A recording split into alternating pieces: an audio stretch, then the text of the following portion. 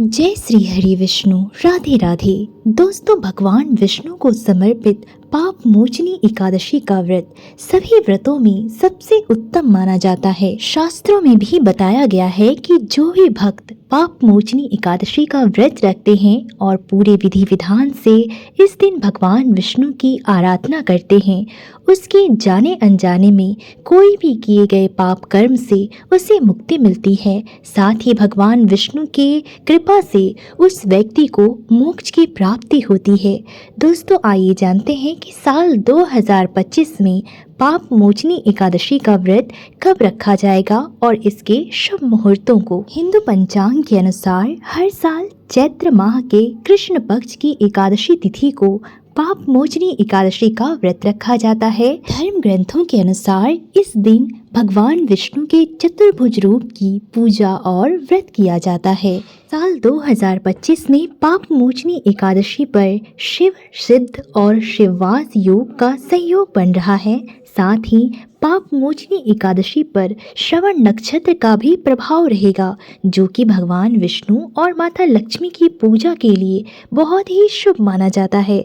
माना जाता है कि ऐसे संयोग में व्रत और विधि विधान से पूजा आराधना करने से भगवान विष्णु और माता लक्ष्मी की कृपा हमेशा ही अपनी भक्तों पर बनी रहती है। शुभ मुहूर्तों की बात करें तो इस साल एकादशी तिथि का आरंभ 25 मार्च की सुबह 5:05 पर होगा और एकादशी तिथि का समापन 26 मार्च की सुबह 3:45 पर होगा।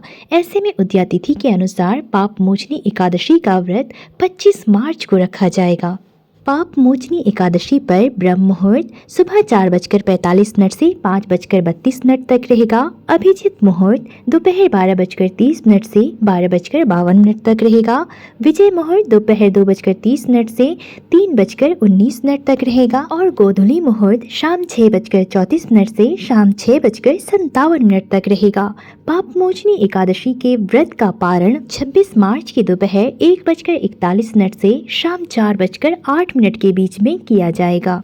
पाप मोचनी एकादशी का व्रत रखने वाले लोग दशमी तिथि से ही व्रत के नियमों का पालन करते हैं। एक दिन पूर्व से ही पूजा की प्रक्रिया आरंभ हो जाती है।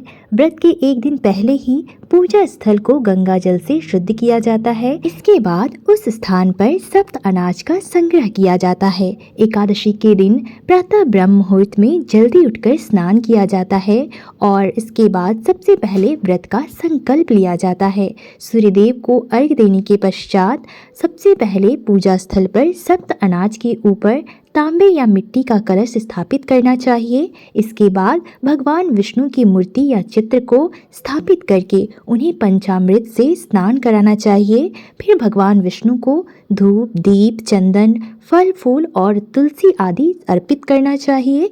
पूजा हो जाने के बाद एकादशी की व्रत कथा को इस दिन अवश्य पढ़ना या फिर किसी के मुख से सुनना चाहिए। इस दिन भगवान विष्णु को पीले रंग का भोग अवश्य ही अर्पित करना चाहिए और अगले दिन द्वादशी तिथि में ही अपने व्रत का पारण करना चाहिए। इस दिन शुभ मुहूर्त का खास ध्यान रखना चाहिए।